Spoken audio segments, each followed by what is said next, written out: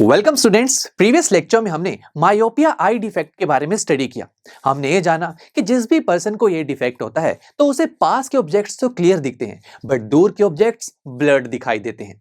अब दोस्तों, अगर ये केस उल्टा हो जाए, यानी कि एक ऐसा पर्सन जिसे दूर के ऑब्जेक्ट्स तो क्लियर दिख रहे हैं बट पास के ऑब्जेक्ट ब्लर्ड दिख रहे हैं, तो क्या होगा? तो स्टूडेंट्स, हमें जानते हैं कि ऐसे डिफेक्ट को हम बोलते हैं हाइपरमेट्रोपिया या फिर फार साइटेडनेस। अब स्टूडेंट्स, ये जो हाइपरमेट्रोपिया आई होती है, ये नॉर्मल आई से कैसे डिफरेंट होती है, आइए देखते हैं। स्टूडेंट, जैसे कि हमें जानते हैं कि हम एक आई को नॉर्मल तभी बोलते हैं जब उसका नियर पॉइंट 25 सेंटीमीटर हो और फार पॉइंट इंफिनिटी। अब दोस्तों, इन दोनों पॉइंट्स की पोजीशन या फिर किसी एक पॉइंट की पोजीशन अगर चेंज होती है तो हम कहते हैं कि उस आई में कुछ ना कुछ डिफेक्ट है। अब हमने प्रीवियस लेक्चर में स्टडी किया कि अगर फार पॉइंट की पोजीशन चेंज होती है तो हमारी आई में मायोपिया डिफेक्ट आ जाता है। बट अगर दोस्तों ये जो नियर पॉइंट है इसकी पोजीशन चेंज हो जाए, यानी कि ये मेरी आई से दूर चला जाए, let's say and dash point पर, तो ऐसी आई में एक डिफेक्ट आ जाएगा जिसे हम बोलते हैं हाइपरमेट्रोपिया। और यहां से साफ दिखाई दे रहा है कि हम दूर के ऑब्जेक्ट्स तो क्लियर देख पाएंगे बिकॉज फार पॉइंट तो चेंज नहीं हुआ, नियर पॉइंट मुझसे दूर चला गया, यानी कि अब मैं पास के ऑब्जेक्ट्स को क्लियर नहीं देख पाऊंगा। अब जो मेरी विजन की रेंज है वो हो चुकी है इंफिनिटी से एन डैश तक, और पहले क्या था, इंफिनिटी से 25 सेंटीमीटर तक। अब देखते हैं ये जो डिफेक्ट है ये होता क्यों है।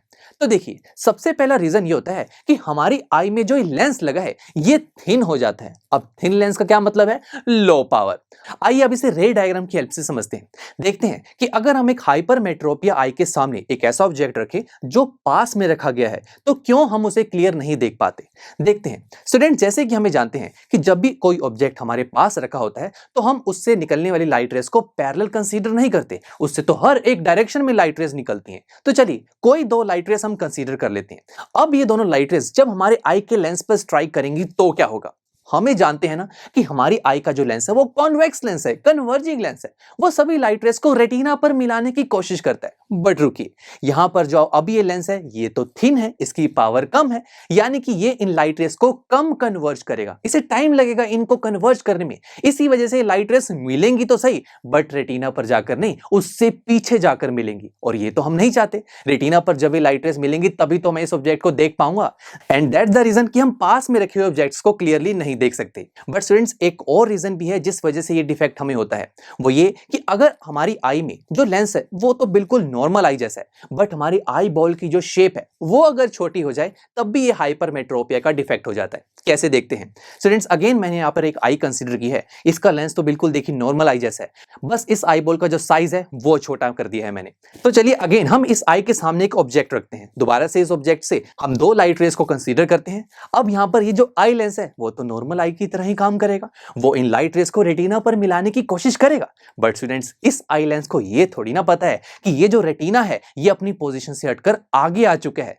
दैट्स द रीजन अगेन ये लाइट रेस रेटिना के पीछे जाकर मीट करेंगी और दोबारा से हमें इस ऑब्जेक्ट की इमेज नहीं दिखेगी, ब्लर्ड दिखेगी। तो देखा दोस्तों, ये दो रीजन है जिसकी वजह से हमारी आई जो है पास के ऑब्जेक्ट्स को नहीं देख पाती, हाँ दूर के ऑब्जेक्ट्स को क्लियर दिखते हैं।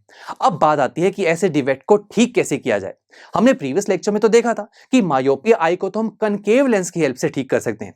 आइए देखते हैं यहां पर भी कनकेव लेंस का एक बार यूज करके देखते हैं। चलिए, सबसे पहले केस जहां पर आई लेंस हमारा थिन हो गया था, यहां पर अगर मैं एक एक्सटर्नल लेंस यूज करूं जो कि है कनकेव लेंस, तो क्या होगा? स्टूडेंट्स देखिए, इस ऑब्जेक्ट से दो लाइट रेस निकल रही थी, वो पहले से डाइवर्जेंट थी।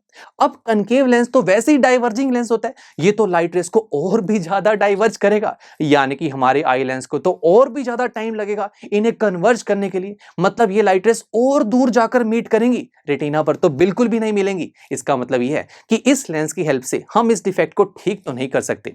और सिमिलरली सेकंड केस में भी दोस्तों, इस ऑब्जेक्ट से दो लाइट रेस निकल रही हैं, वो पहले कनकेव लेंस पर जब स्ट्राइक होंगी तो वो और डाइवर्ज हो जाएंगी, और ये डाइवर्जेंट रेस जब हमारे आई लेंस पर स्ट्राइक करेंगी तो ये लेंस तो बिल्कुल नॉर्मल है, ये इन्हें कन्वर्ज करवाने की कोशिश करेगा। बट दोस्तों, ये जो रेटिना है ये तो पास आ चुका है, दैट्स द रीजन कि ये फिर से लाइट रेस पीछे ही जाकर मीट करेंगी और हम इस ऑब्जेक्ट को नहीं देख पाएंगे, यानी कि कनकेव लेंस का यूज तो नहीं कर सकते।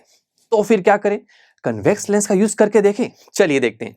सबसे पहले केस में अगर मैं कन्वेक्स लेंस का यूज करूं तो देखिए, ये जो दो लाइट रेज हैं हमारे ऑब्जेक्ट से निकल रही हैं, उससे पहले जो हमारा एक्सटर्नल कन्वेक्स लेंस है वो उसे कन्वर्ज करेगा, बिकॉज एक कन्वर्जिंग लेंस है। चलिए, अब ये जो लाइट रेज कन्वर्ज हुई हैं ये हमारे अब आई लेंस पर स्ट्राइक होंगी। आई लेंस इसे दोबारा से कन्वर्ज करेगा। यही तो दोस्तों हम चाहते हैं। पहले जो लाइट रेज है वो कम कन्वर्ज हो रही थी, पावर कम थी ना हमारे आई लेंस की। अब क्या हो रहा है, दोनों लेंस, एक्सटर्नल लेंस और हमारे आई का लेंस, दोनों मिलके लाइट रेज को कन्वर्ज करवा रहे हैं। इसी वजह से जो लाइट रेज हैं वो अब रेटिना पर जाकर मिल जाएंगी और हमें अब इस ऑब्जेक्ट की इमेज क्लियरली दिखेगी। सिमिलरली सेकंड केस में भी अगर हम कॉन्वेक्स लेंस का यूज करें तो लाइट रेज पहले कॉन्वेक्स लेंस की हेल्प से कन्वर्ज होंगी, फिर हमारा आई लेंस उसे दोबारा से कन्वर्ज करेगा। इसी वजह से लाइट रेज जल्दी कन्वर्ज होकर रेटिना पर मीट करेंगी और दोबारा से हमें इस ऑब्जेक्ट की इमेज क्लियर दिखेगी।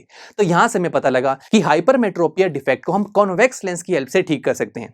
और दोस्तों, अब आप समझ चुके हैं कि जो मेरा बेस्ट फ्रेंड राहुल था, जिसे दूर के ऑब्जेक्ट्स तो क्लियर दिखते थे बट पास के ऑब्जेक्ट ब्लर्ड, उसे डॉक्टर ने जो स्पेक्टिकल्स लगाया था, उसके स्पेक्टिकल्स में जो लेंस था वो था कॉन्वेक्स लेंस। चलिए दोस्तों, अब नेक्स्ट लेक्चर में हम थर्ड डिफेक्ट के बारे में डिटेल में स्टडी करेंगे, that is presbyopia. So see you there.